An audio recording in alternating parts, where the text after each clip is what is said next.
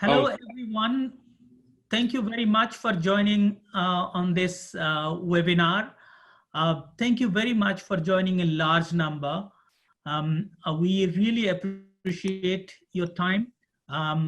We have with us Professor Rory McGreal, who will take us through the topics of today on OER, why it is important for technology-enabled learning. Professor Mustafa will give a brief introduction of Dr. Rory. Thank you, Dr. Sanjay, for your introduction. Dear friends and participants, this is Professor Mustafa Ajad Kamal from Bangladesh Open University. I'm the coordinator of a Telco webinar series. You know, this Telco webinar series is the part of Commonwealth of Learning's Technology-Enabled Learning Initiative, which is led by Dr. Sanjay Mishra. The focus of this technology-enabled learning community practice webinars is the continuous professional development of the academics, researchers, developers involved in technology-enabled learning, OER, and open and distance learning. We are happy that we got Dr. Rory McGreal as the presenter in today's webinar. Dr. Rory is one of the few OER gurus in the world. His extraordinary contribution in OER and open and distance learning has truly ornamented him with a great worldwide exposure. He is one of the few UNESCO ICD chairs in open educational resources. You understand, UNESCO OER chair is a highly respected position all over the world. Dr. Rory is now the director of the Technology Enhanced Knowledge Research Institute at Athabasca University. He is also the co-chair of the International Review of Research in Open and Distributed Learning. He is the founder of OER Knowledge Cloud. You know, the OER Knowledge Cloud is a repository of research articles on OER. So this Knowledge Cloud is a great opportunity for the researchers who are struggling to access the articles into the paywall journals. So it is a great contribution from Dr. Rory to the researchers in OER. Dr. Rory held a number of distinguished positions in his career. Few of his previous positions include, he was the Associate Vice President Research and the Executive Director of Tele-Education NB. You know, the Tele-Education NB is a Canadian province-wide e-learning network. He was also the supervisor at Contact North, which is called Contact Nord in Ontario. He is the recipient of several national and international awards for his extraordinary contribution to the research and practices in open and distance learning and in OER. We are truly honored to have this distinguished scholar and academic leader here with us today in this webinar. Before turning this session over to Rory, may I remind all of you with some protocols of this webinar. We will keep our mics and videos muted during the presentation. It will help us keep the sound and flow of the presentation smooth. So if anyone got any question during the presentation, please type it into the chat box so that Rory can respond to your questions after his presentation. Or you can keep notes and ask directly to Dr. Rory after his presentation by unmuting your audio and video. With these few words, it is now my pleasure to turn the session over to Dr. Rory McGreal. So Dr. Rory, it is your turn. So you will have, as Dr. Sanjay mentioned, almost 30 to 40 minutes time for the presentation so that we can have sufficient time for Q&A. So Dr. Rory, please proceed with your presentation now. Thank you very much. Thank you very much, Mustafa and Sanjay, for the kind introduction, and thank you for this invitation to speak to everyone in this forum. I greatly appreciate any opportunity I have to promote open educational resources. Sanjay will be operating the slides here, so I'll be saying change after each slide, and Sanjay will be trying to keep up with me. So We'll start off now with change.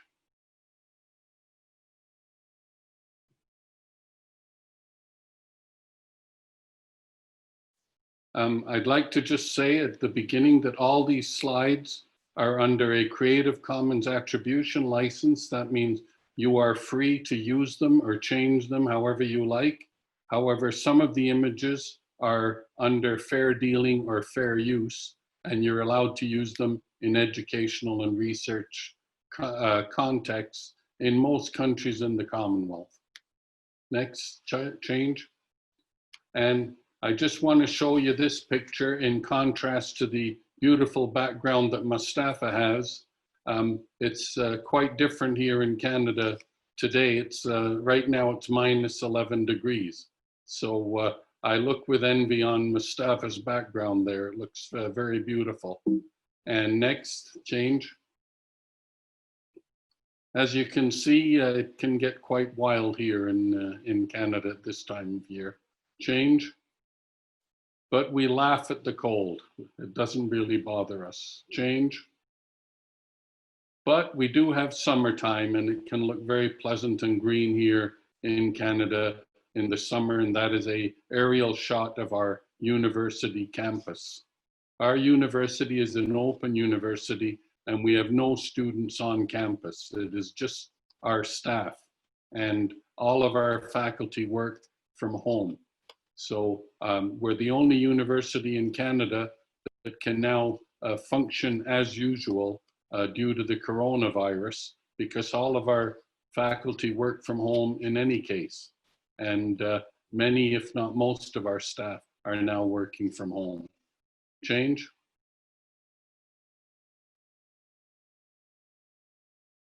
And here it is in the beautiful height of summer. And I'd like to just say that we are working ourselves with the Commonwealth of Learning, with people like Sanjay and Mustafa and others around the world in support of the 2012 Paris OER Declaration for Open Educational Resources. Change. And there are many of us around the world. There's quite a few chairs in many countries and on all continents. Change.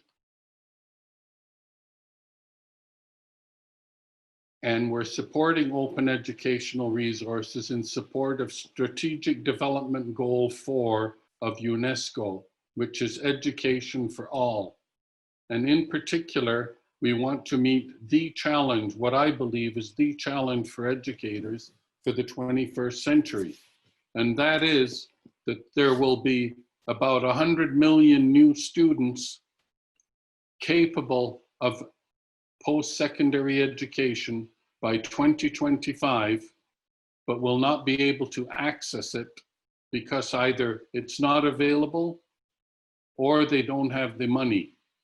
And John Daniel, the former director of the Commonwealth of Learning, he told us in 2015 that we would have to build 4 new universities per week of 30,000 students in order to meet this goal. And we realized this is impossible. So we need to find new ways of reaching these students besides building traditional universities. How do we educate all these learners? The former Governor General of Canada told us that education is a weapon of mass construction, and that with education, we can help to change the fortunes of countries all around the world. Next. The internet is the biggest commons, and by that I mean an intellectual commons. It houses the world's knowledge. Next.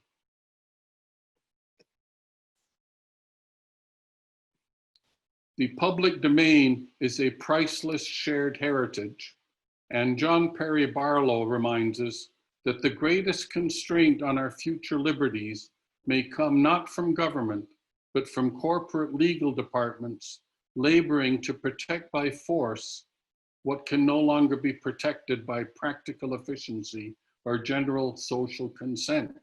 So we have the internet and the public domain, a priceless shared heritage, open and accessible to all. And we have corporations that are trying to close it off, bring in what they call walled gardens in order to make sure to limit our access to the world's knowledge. And they're doing this with copyright. But what does copyright mean? First of all, no one owns ideas. Ideas belong to all of us. Copyright holders possess a copyright. Copyright protects the expression of ideas, not the ideas. And the holders of copyright have a limited right to control the expression of their ideas for a limited time. Change? What it doesn't mean, and this in particular to Commonwealth countries, those that have their legal systems based on British common law, as nearly all the Commonwealth countries do, is it does not mean droit d'auteur or the right of the author. Many people still believe that copyright was brought in to protect authors' rights. But in our tradition, in our common law tradition, it does not mean that. That is the European tradition. In our tradition, copyright means the ability to produce knowledge to help in education and science. Today, they call it intellectual property, but in British common law traditions, it is not property, it is a privileged monopoly. And that's how we should refer to it, is that the government gives authors and publishers for a limited time a monopoly on the distribution of their product. Next. Lawrence Lessig has this to say. He's an American lawyer, founder of Creative Commons, that monopoly controls have been the exception in free societies, and they have been the rule in closed societies. Change? So, how does open education resources fit into this? Change? Recently redefined open educational resources are learning, teaches, and research materials in any format and medium that resides in the public domain or under a copyright license, a free open copyright license, permitting no cost access, reuse, repurposing, adaptation, and redistribution by others. Next. An open license refers to a license that respects intellectual property rights of the copyright owner, provides permissions granting the public the rights to access, reuse, repurpose, adapt, and redistribute educational materials. Now, what we're talking about, if you go back, if we go on the left, the free licenses are public domain, CC attribution, and what that means is you can copy, do what you want with the material, but you must put the name of the author and the publisher. And the next one, CC by share alike, means you can use it any way you like, but you cannot change the license. You must keep that license. Those are the the two open licenses. And of course, the public domain is totally open. The other three, by non-commercial or no derivatives. Non-commercial means no one can make money on it without the author's permission. No derivatives means nobody can change it without the author's permission. Those are more restrictive. They have their uses, but they are not really open. Next. So open education resources, some think of them just as being like textbooks or digital textbooks, but they can be many things. They can be games, they can be videos, they can be podcasts, they can be curriculum, they can be audio tapes. many different possibilities of format. They can all be open education resources. The key is that they are openly licensed. Next.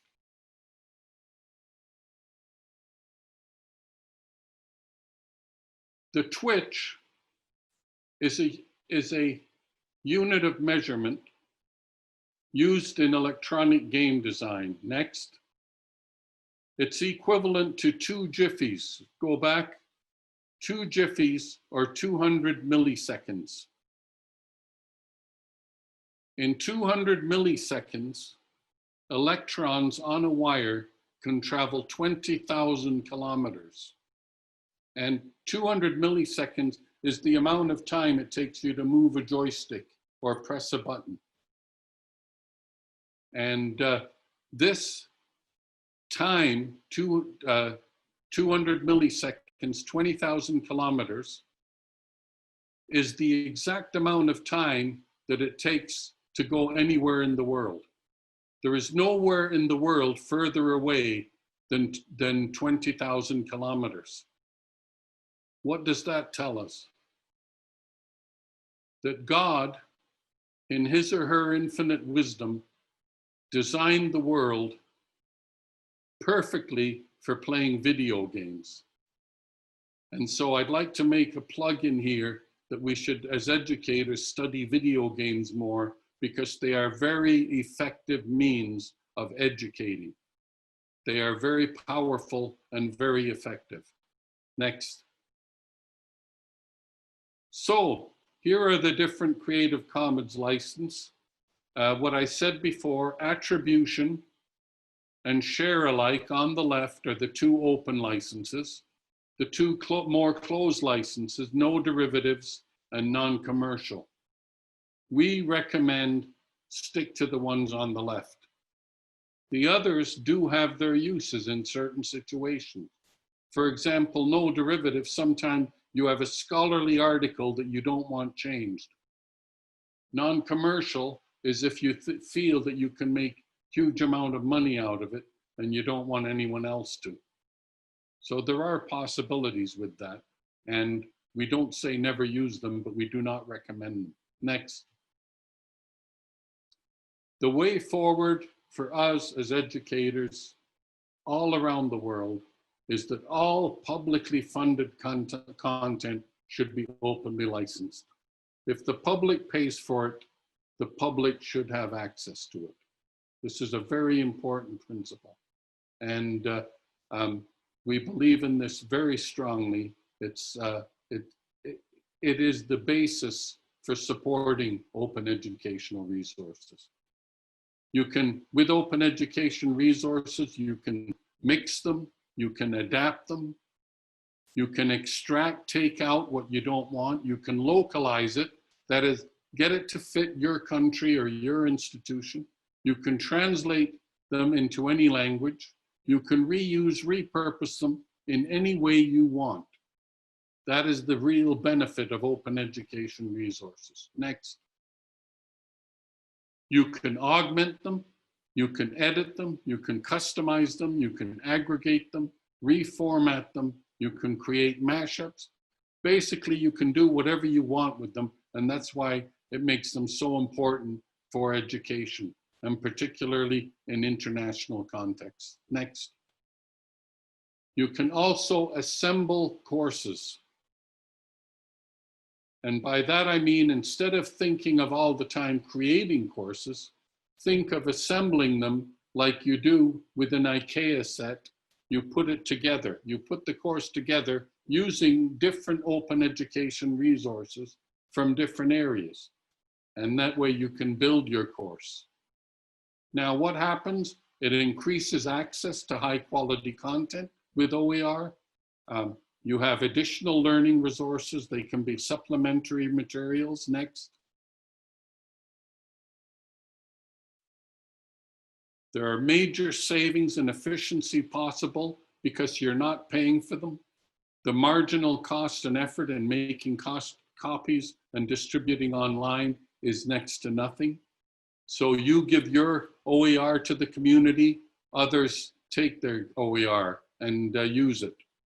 speed and immediacy. That way you can take a whole module and you have it. It saves you an incredible amount of time. It's immediately available. Next. Sharing, you can share it any way you want. You don't have to worry about getting permissions from publishers or from anyone. You can just share it among yourselves. Excuse me. You can republish anything. So you take it and you can republish it and redistribute it to people in your area. Next.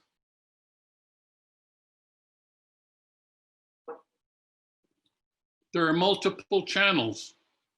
So you can use different formats. You can put it online. You can print it out.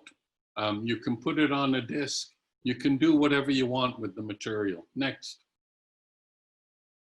And you can have multiple versions of the same concept. Sometimes a student doesn't understand the way a concept is explained in class. Well, you can have OER available that explain the same concept in a different way. And you can have different OER, all explaining the same concept. And this can be very valuable. We can take advantage of the wisdom of crowds with open education resources. And one way is if you find that a lot of other teachers are using a resource, that might give you a hint that this is probably a good resource. Next. This is good in both informal and formal learning contexts. So it's not just for education, formal education in our universities and institutions, but learners can take advantage of OER in many different ways informally. They can be used to bridge the gap between informal and formal learning and support personal interest and independent learning, not just the formal learning. Next. Next. We can now talk about constructing OER with our students. And this, Grania Canole brought this up in 2008. And she's saying that if students help you to create open education resources, they're going to learn the material much better. Because I think we all know that if we have to teach something, we learn it much better. And it helps to reinforce our knowledge of a subject. Next. So learner-generated content can bring about new ways of co-constructing ideas with knowledge that is created, targeted, and shared. Next. You can partner with OER with different people. And this is very important because open education resources allow you to use the same resource with anyone, anywhere in the world. You cannot do this with commercial content. It allows for mass participation. You don't have to worry how many or who's using it or what. Everyone can use it. Next. You can self-publish. You can put things in, take these OER, put them into any type of publishing format you want and put it together, distribute it to your students. That you can individualize it.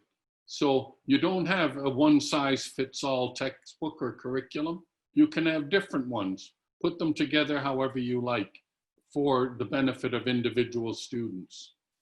And online collaborations become possible. In fact, because internationally, because of different copyright laws in all the different countries, it is my understanding and my strong contention here that OER are essential if you're talking about international collaborations. You cannot legally collaborate using commercial content. You need open educational resources for these types of collaborations.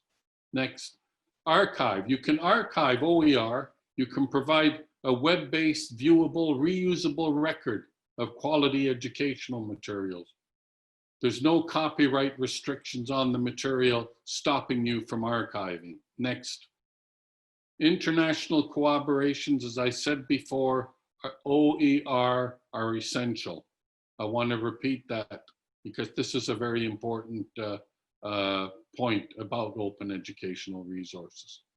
OER can be used for blended learning. They support collaborations, knowledge sharing, huge cost savings, and I mean major cost savings and efficiencies, quality improvements and standards alignment.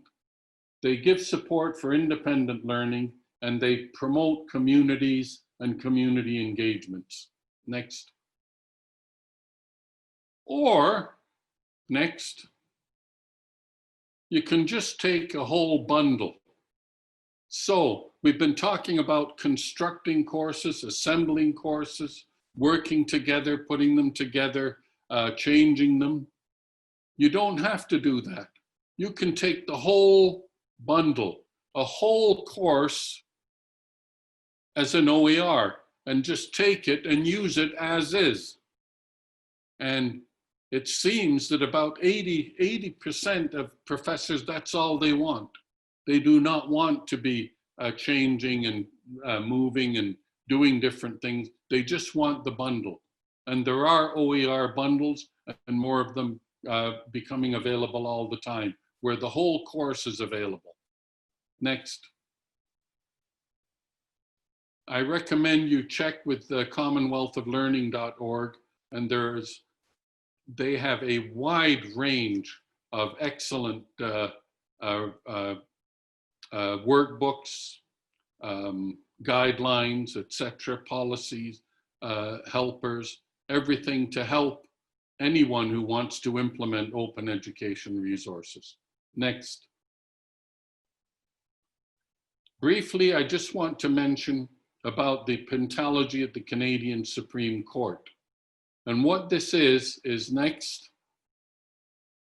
that they decided that fair dealing must be given a large and liberal interpretation. What this means is that even with commercial content, you can use parts of, go back please, you can use parts of commercial content freely in your classroom. You can't use the whole thing, but you can use substantial parts of it, and this must be given a large and liberal interpretation. This is the only Supreme Court decision in the entire Commonwealth. So this could apply to anyone in the Commonwealth, and I would strongly recommend that people make active use of this, that you have the right to use commercial content to a limited amount. A substantial amount you can use, but you can't use the whole thing. Next. Now, I want to get into some very serious issues about why we must be using open education resources and that we must stay away from commercial content.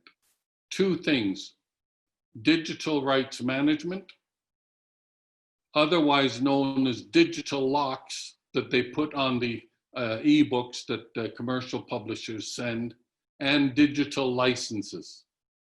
Next. I call it digital restrictions management. Now, digital rights management are the locks that they put onto your device to stop you using your ebook or your application the way you want to use it. It goes into your operating system and stops you from using it. Next.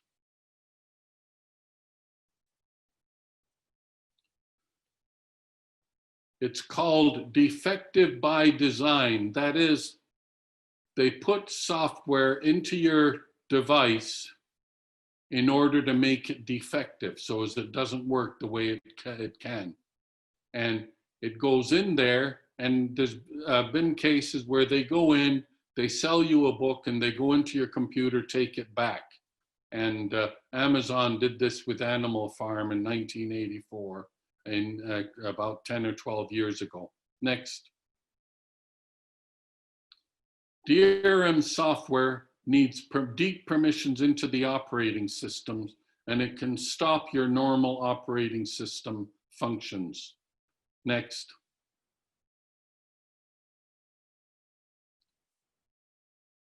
Commercial textbooks have access codes, which limits you, so as you must pay full price in order to access the book and to access the online material.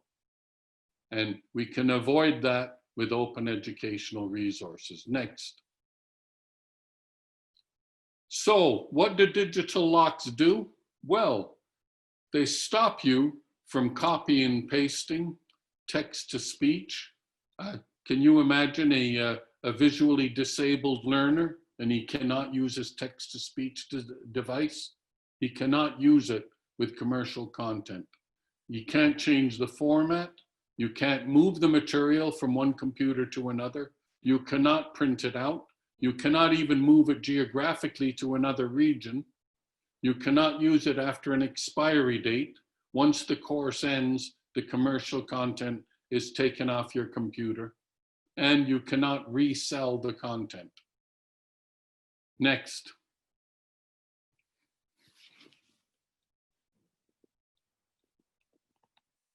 Earlier on, I mentioned to you that in the British tradition, copyright is not property. It is a monopoly, a privileged monopoly. But what we do know is that our device is our property. Your iPhone, your tablet, your computer, your laptop, these are your property. The locks that they put on the computer restrict our freedom to use our property the way we want to use it. Which brings up this question. Can we not own and control our own property? Next. They put handcuffs on our devices. Next. But we're innocent. Next. Cory Doctorow put it this way. There's no theory of capitalism that says that my private property should be regulated by the state because there is a copyrighted work in it. Next. I'm sure many of you have seen this where you can't upload any video. They take away your right to do that. Next. And of course, the big publishers would like to do this, is destroy your computer if you do not follow their rules. And we laugh at this, but in fact, such a bill was introduced into the United States Congress. Luckily, it was not passed. Next. However, I hope none of you have seen this error on an iPhone, error 53, which turns your iPhone into a brick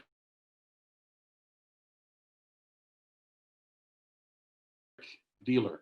And this happened to quite a few people a few years ago.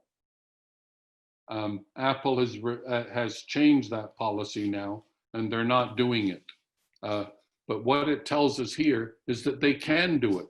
They can disable your device if you do not use it the way they want you to use it. Next. Microsoft's ebook apocalypse is another one which showing the dark side of DRM, where one day they went in and took everyone's ebooks off of their devices without warning.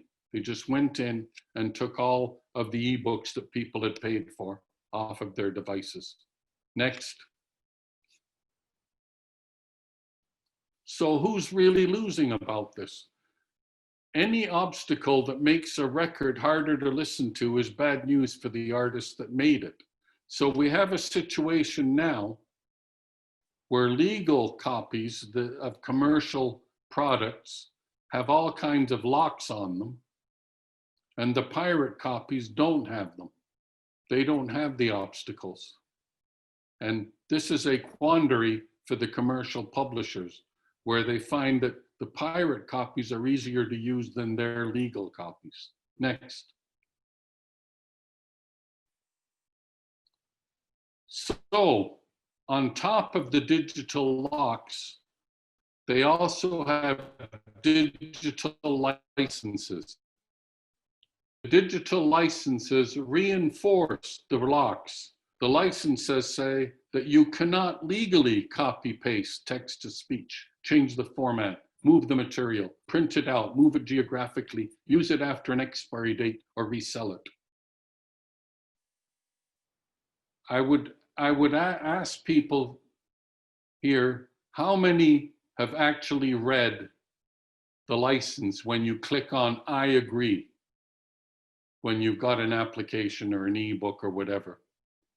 My guess is that very few, if any of you. There are a few nerds like me who read those licenses. And when you read those licenses, you realize what you're agreeing to is this, that owners have no liability. Even if the product doesn't work, they're not liable. You've agreed that they can invade your computer without further permission and collect and use your personal data. Not just the personal data related to their application, any personal data. You've agreed to that. And you've agreed that the user has a privilege to use the product, not own it. So you don't own what you buy. And you're prohibited to show your content to others. So if you have a commercial ebook and you show it to somebody else, you have broken the licensing agreement. And you must accept that you have no rights. You do not have fair dealing rights. Next. They say we're going to own all of it, whether you like it or not. Deal with it. They're going to own everything. Next. Here's an extract from one of the licenses, is that they have the right to go into your property, announced or unannounced, in its sole and absolute discretion into your premises, and audit everything, whether it's located on the licensee's premises or not. They can go into you've agreed by clicking on I agree that they can come to your home and check out their license and what's on your computer. And you can see with the Digital Millennium Copyright Act in the United States, showing your ebook to somebody else can be a criminal offense. Can you imagine being in prison next? You know, what are you in prison for? Next. Back. This one here, he showed his wife a page from his ebook and he's in prison. It's a criminal offense in the United States. Next. So, how do we get out of this? The answer is this, is leave them with their strict copyright regulations, and we should go open and use open educational resources. When we are open, we can copy and paste, we can annotate, highlight, we can text to speech, hyperlink, change the format, move material, print it, move it geographically. There's no expiry date, reuse, remix, mash, and we retain our privacy and digital rights. That is why in educational contexts, next, I believe next, that these are essential for e-learning implementations. OER are essential. And you can see in this license here, they even forbid you from creating any biological, chemical, or nuclear weapons. Next. It brings up a whole question here. Do you own what you pray for? Next. Right now, vendors can control how, when, where, and with what specific brands of technological assistance audiences are able to access content. Next. It brings a whole new concept into the world. Think about this. You buy, but you don't get. Do you remember the world we used to live in? When you go back, please. The world we used to live in, you bought something, you got it. If you bought a hammer, no one could tell you what nails to use, what nails you must use with that hammer. If you bought something, you owned it, you got it. Next. We are now in the post-ownership society, according to Audrey Waters, where we all just share and rent on the powerful platforms of Silicon Valley billionaires. This is far from a satisfactory alternative. Next.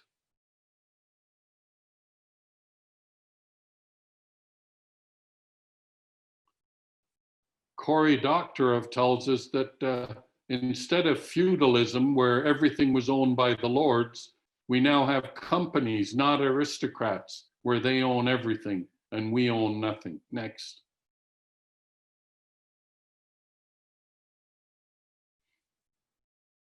Now, we think in education how bad this is, that they control everything and we don't own anything. But we had a case in Canada where a farmer bought a Massey Ferguson tractor, and when he brought it home, Massey Ferguson took the software off his tractor to make it unusable. You cannot use a modern tractor without the software. They said he had to pay $10,000 and they'd come up in 3 weeks to install the software for him. And he was in a panic because he was a farmer and he needed to get the tractor out on the field. Anyway, lucky for him, he had a young son about 14 years old who knew his way around the internet, and he was able to find a pirate copy of the software, install it, and get his tractor working. But what it means is that people who think they own things don't own them anymore. If you own a car, you do not own the software on a car. If you have a heart pump, you don't own the software on that heart pump. They own it. Voting machines, they own it. You don't own it. The public doesn't own it. The company owns it. And you are not allowed to interfere with it. But hackers can get in and interfere with it, and you have no way of protecting yourself. So this is a new world that we live in. You buy and you don't get. They still own it. Next. Somehow the notion of actually owning things you buy has become revolutionary. If you bought it, you should own it. It's as simple as that. Next.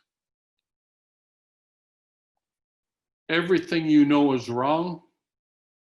Every day, computers are making people easier to use. Next.